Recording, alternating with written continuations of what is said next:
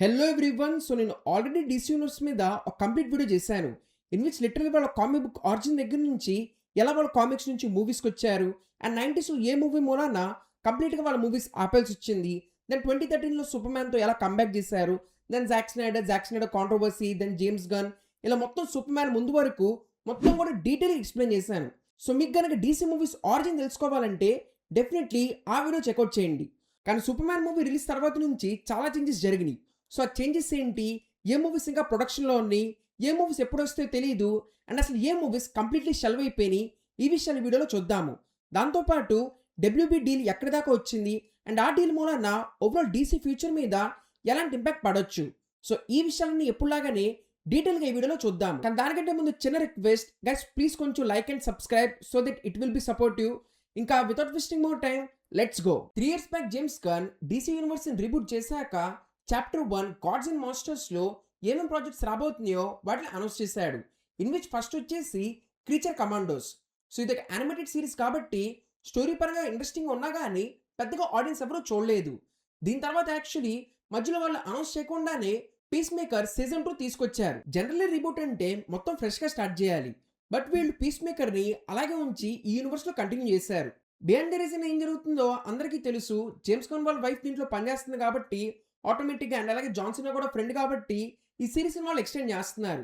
But బయటకేమో ఈ series viewership first సీజన్కి బాగా వచ్చింది కాబట్టి దీన్ని కంటిన్యూ చేశానని చెప్పారు. బట్ ఎనీవేస్ దీన్ని కంటిన్యూ చేస్తా దీని సీజన్ 2 తీసుకొచ్చారు. కానీ ఇదంతా పక్కన పెడితే థియేటర్స్లో అయితే మూవీస్ పరంగా ఫస్ట్ వచ్చిన మూవీ ఈ super man. So actually super man movie ఏదైతే ఉందో ఇది వాళ్ళు అనుకున్నంత పర్ఫామ్ చేయలేదు. బికాస్ సూపర్ మ్యాన్ మూవీ అది కూడా ఇన్ని సంవత్సరాల తర్వాత అంటే డెఫినెట్లీ వాళ్ళు 1 billion ఎక్స్పెక్ట్ చేశారు. ఇన్ఫాక్ట్ టాక్ పరంగా కూడా ఈ మూవీకి చాలా మంచి టాక్ వచ్చింది. వీళ్ళు లిటరల్లీ అందరూ ఒక perfect comic book super man చూపించారు. సో అందుకే ఆడియన్స్, కామిక్ బుక్ ఫ్యాన్స్ అందరూ కూడా చాలా హ్యాపీగా ఫీల్ అయ్యారు. So that is the reason వీళ్ళు ఈసారి ఖచ్చితంగా 1 billion కొడతారని అందరూ ఎక్స్పెక్ట్ చేశారు. కానీ సర్ప్రైజింగ్లీ ఈ మూవీ బాక్స్ ఆఫీస్ దగ్గర ఆల్మోస్ట్ 600 to 700 million దాకా వచ్చి ఆగిపోయింది. ఆ 1 billion మార్క్ ఏదైతే ఉందో అది మూవీ టచ్ అయిపోయింది.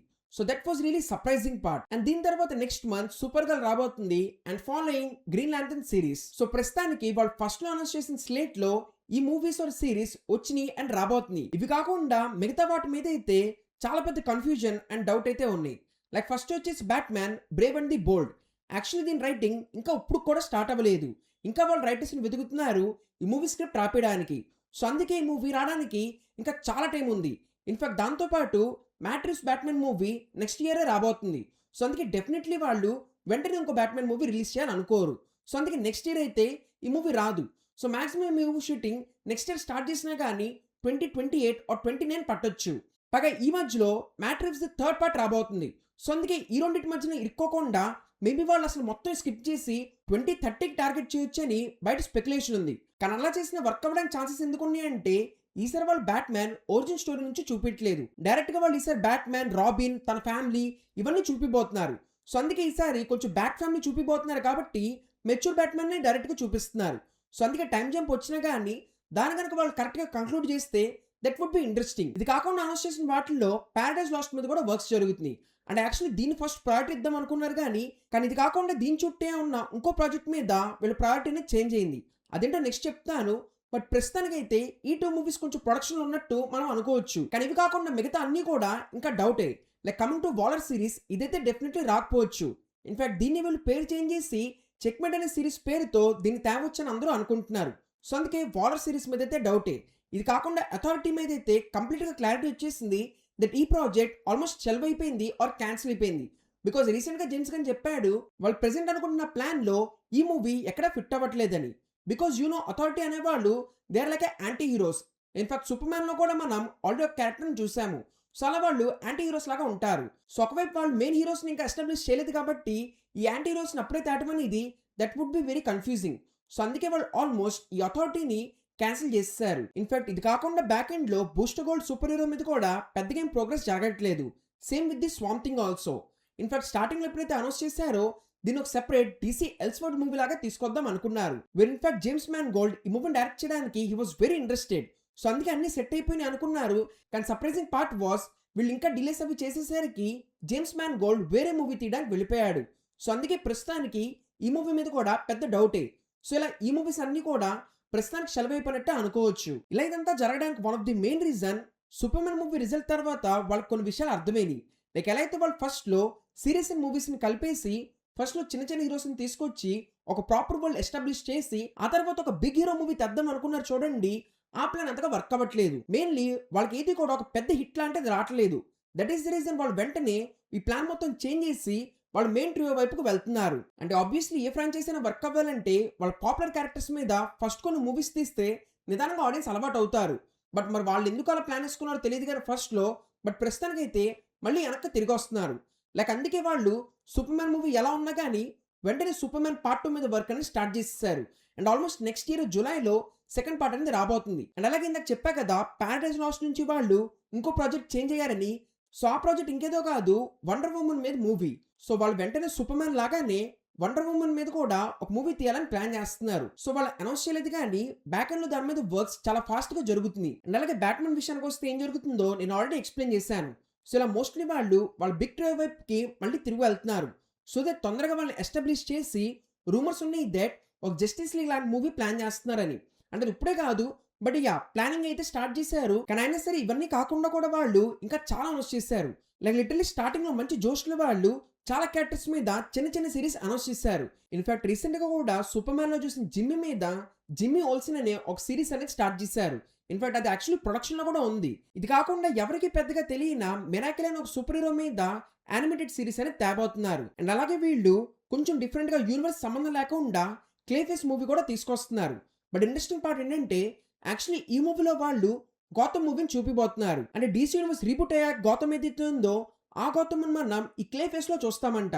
So that is the reason audience కొంచెం ఎక్సైటెడ్ గా ఉన్నారు.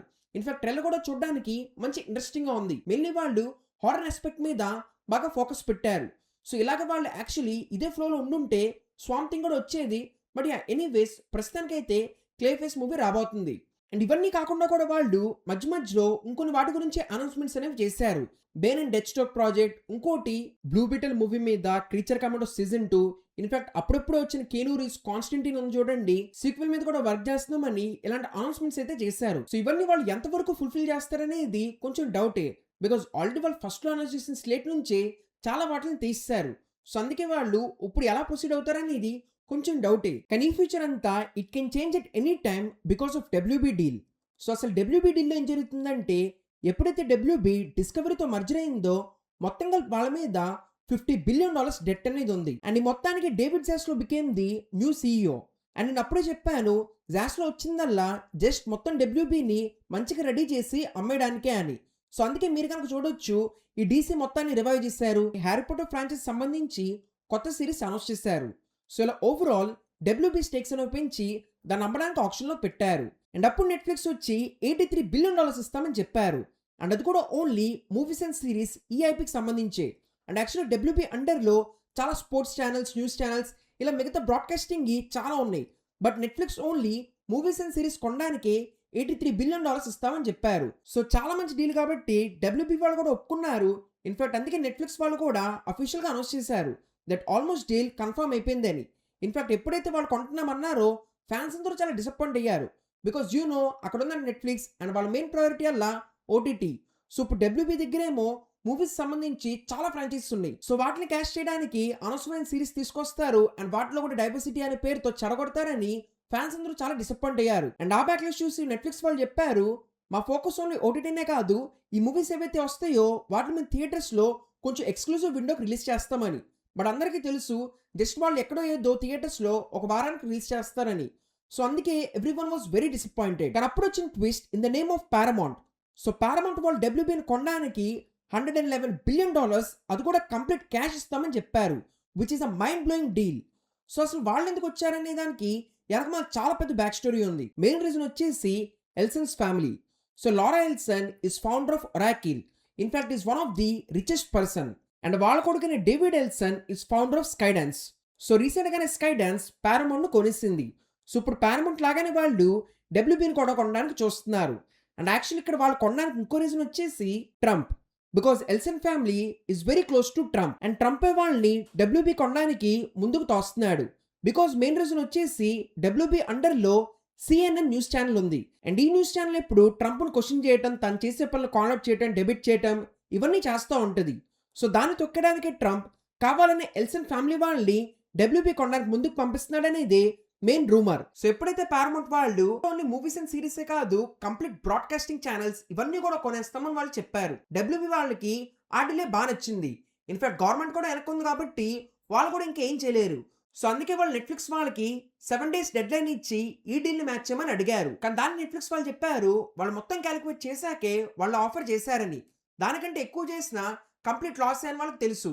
అంటే ఏదైతే ఇప్పుడు పారమౌంట్ $111 బిలియన్ ఇస్తామని చెప్పారో అంత పెడితే నెట్ఫ్లిక్స్ వాళ్ళ according it would be a complete loss. So అందుకే నెట్ఫ్లిక్స్ వాళ్ళు ఆ డీల్ మ్యాచ్ చేయని చెప్పేశారు. దాంతో ఇంకా ఆల్మోస్ట్ ఇప్పుడు పారమౌంట్ వాళ్ళే డబ్ల్యూబీని కొనేస్తున్నారు. ఇన్ఫాక్ట్ రీసెంట్గా 3 days బ్యాక్ యుఎస్ గవర్నమెంట్ కూడా కంప్లీట్ అప్రూవల్ ఇచ్చింది. అండ్ ఎప్పుడైతే ఒక 2 బిగ్ జైంట్స్ మర్జ్ అవుతున్నాయో అప్పుడు ఆ గవర్నమెంట్ బాడీ వచ్చి మోనోపోలీ క్రియేట్ అవ్వకుండా చూసుకుంటారు. సో వాళ్ళు కూడా ఈసారి గ్రీన్ సిగ్నల్ ఇచ్చేశారు. సో ఇంకా ఆల్మోస్ట్ దాని అర్థం ఏంటంటే డబ్ల్యూబీని పారమౌంట్ కొనేసినట్టే. అండ్ ఈ డీల్ మనం యూమేసే ఇది మంచిదే కదా, ఇప్పుడు ఎలాగో నెట్ఫ్లిక్స్ కొంది కాబట్టి అంత మంచిదే, థియేటర్స్ లో వస్తే మూవీస్ ఇలా మీరు అనొచ్చు. కానీ ద ప్రాబ్లమ్ ఇస్ పారమౌంట్ వాళ్ళు కూడా అంత మంచి వాళ్ళేం కాదు. ఇన్ఫాక్ట్ వాళ్ళ దగ్గర ట్రాన్స్ఫార్మర్స్ లాంటి ఫ్రాంచైజ్ ఉంది. అండ్ యూ నో ఆ ఫ్రాంచైజ్ వాళ్ళు ఎలా చేశారని. ఇలా వాళ్ళ దగ్గర ఆల్రెడీ చాలా మంచి మంచి పాపులర్ ఐపీస్ ఉన్నాయి.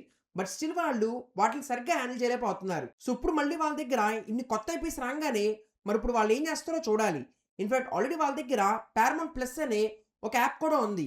సో ఇప్పుడు మళ్ళీ హెచ్బిఓని దాంట్లో మర్చడానికి ట్రై చేస్తారు. సో ఇలా కన్ఫ్యూజన్ అయితే చాలా క్రియేట్ అయ్యింది. సో అందుకే ఇంటర్నెట్లో పారమౌంట్ కొంటున్నా కానీ there is a backlash. So ఇదంతా చూసి పారమౌంట్ వాళ్ళు చెప్పారు పారమౌంట్ అండ్ డబ్ల్యూబీ ఈ రెండింటి మీద కలిపి ఆల్మోస్ట్ ఇయర్కి వాళ్ళు 30 ప్రాజెక్ట్స్ దాకా రిలీజ్ చేస్తామని చెప్తున్నారు. మరి అది వాళ్ళు ఎంతవరకు చేస్తారో లేదో చూడాలి. కానీ సో ఇప్పుడు మరి పారమౌంట్ వాళ్ళు కొంటే డీసీ ఫ్యూచర్ మీద ఎలాంటి చేంజెస్ వస్తాయి అంటే ఐ వుడ్ సే క్లియర్గా వాళ్ళు ఫస్ట్ జేమ్స్ కాన్ అనుకున్నట్టు చిన్న చిన్న సూపర్ హీరోస్ మీద మూవీ తీయనివ్వరు. అంటే ఎవరికి తెలియని సూపర్ హీరోస్ని తీసుకొచ్చి వాళ్ళని పాపులర్ చేయడం కానీ ఆర్ ఎల్స్ ఆ స్ట్రాటజీ ఏదైతే ఉందో ఫస్ట్ ఒక బేస్ సెటప్ చేసి మోస్ట్లీ ఆ స్ట్రాటజీని వాళ్ళు ఫాలో అవ్వనివ్వరు. డెఫినెట్లీ వాళ్ళు పాపులర్ సూపర్ హీరోస్ని తీసుకొచ్చి వాళ్ళ మీద మూవీస్ తీయమంటారు. సో దట్ వాళ్ళకి పెద్ద ప్రాఫిట్స్ వస్తాయి అని. అంటే ఆబ్వియస్లీ ఇంత పెట్టి కొంటున్నారు కాబట్టి ప్రాఫిట్స్ అయితే ఎక్స్పెక్ట్ చేస్తారు. సో బయటకు వాళ్ళు ప్లానింగ్ చేంజ్ చేయట్లేదని చెప్తున్నా కానీ ప్రాఫిట్స్ వచ్చే మూవీస్నే ఫస్ట్ అప్రూవ్ చేస్తారు. సో అందుకే ప్రొడక్షన్లో రాన్ మూవీస్ లైక్ బూస్టర్ గోల్డ్ వీటి మీద నాకు ఇంకా డౌటే. మెయిన్లీ ఫస్ట్ మొత్తం సెటప్ అయ్యాకే అప్పుడు మేబీ వీటి మీద మూవీస్ తీనిస్తారు అనుకుంటా. అండ్ ఇన్ఫాక్ట్ చూస్తుంటే జేమ్స్ గాన్ అనుకున్నది కూడా అంతగా వర్క్ అవ్వట్లేదు. బికాస్ సూపర్ మ్యాన్ తర్వాత తను వెంటనే సూపర్ గర్ల్ తీసుకొస్తున్నాడు. కానీ early reviews, box office prediction ఇవన్నీ చూస్తుంటే సూపర్ గర్ల్ మూవీ కూడా అంత గొప్పగా ఏమీ లేదు అనుకుంటున్నా. కానీ ఇన్ఫాక్ట్ వాళ్ళు ఏది కామిక్ అయితే అడాప్ట్ చేశారో that is one of the best super girl comic. In fact నేను కంప్లీట్ ట్రైలర్ పెట్టాను కూడా చేశాను. ఆ స్టోరీ అయితే ఎక్సలెంట్గా ఉంటుంది. సో అలాంటి స్టోరీని మరి వాళ్ళు ఏం చేస్తారో తెలియదు కానీ రివ్యూస్ అయితే అంత గొప్పగా రావట్లేదు. సో దాని అర్థం మేబీ ఈ మూవీ బాక్స్ ఆఫీస్ దగ్గర అంతగా కలెక్ట్ చేయకపోవచ్చు. ఇన్ఫాక్ట్ ఈ మూవీ బడ్జెట్ వచ్చేసి ఫస్ట్ లో తక్కువకి తీస్తామన్నా కానీ ఆ తర్వాత పెంచుకుంటూ వెళ్ళి ఈ మూవీ బడ్జెట్ వాళ్ళు $200 మిలియన్ చేశారు. సో అందుకే హిట్ అవ్వాలంటే $400 to $500 మిలియన్ కలెక్ట్ చేయాలి. బట్ అసలు సూపర్ మ్యాన్ మూవీయే చాలా పాపులారిటీతో రిలీజ్ అయితేనే $600 మిలియన్ కలెక్ట్ చేసింది. ఈ మూవీకి అంతగా పాపులారిటీ లేదు, పైగా రివ్యూస్ కూడా గొప్పగా లేవు. సో అందుకే ఈ మూవీ అంత కలెక్ట్ చేస్తుందా అంటే డౌటే. అండ్ డెఫినెట్లీ ఈ మూవీ రిజల్ట్ మూలాన కూడా మళ్ళీ చాలా విషయాలు చేంజ్ అవ్వచ్చు. సో ఓవరాల్ ఎలా అయితే 3 years బ్యాక్ ఒక కన్ఫ్యూజన్ స్టేట్ లో ఉందో ఇప్పుడు కూడా DC universe or DC franchise మొత్తం కూడా అదే స్టేట్ లో ఉంది. జస్ట్ పేరుకేవో సిరీస్ ఆర్ మూవీస్ వస్తున్నాయి కానీ still as a whole universe లాగా అయితే still there is a lot of confusion. James Gunn అనుకుంటున్నది అంత కరెక్ట్గా ఏమీ అవ్వట్లేదు. అండ్ అది మొత్తం సెట్ అవ్వడానికి ఇంకా ఈజీగా 2-3 years పట్టేట్టు ఉంది. అప్పుడు కానీ ఒక టీమ్ అప్ మూవీ వస్తే అట్లీస్ట్ ఒక ప్రాపర్ బేస్ అనేది క్రియేట్ అయ్యిద్ది. ఆ తర్వాత ఫ్రాంచైజ్ ని కంటిన్యూ చేయొచ్చు. బట్ ప్రస్తుతానికైతే as I said it is very confusing. So overall this is everything about DC at present. ఇంకోవైపు మార్వల్ చూసినా కానీ మార్వల్ కూడా అంత గొప్పగా ఏం లేదు. సో మార్వల్ మీద కూడా వీడియో కావాలంటే కింద కమెంట్స్లో చెప్పండి. అలాగే ఇందాక రిక్వెస్ట్ చేసినట్టే please guys like and subscribe. So ఇంకా థ్యాంక్ యూ ఎవ్రీవన్. నెక్స్ట్ వీడియోలో కలుద్దాం.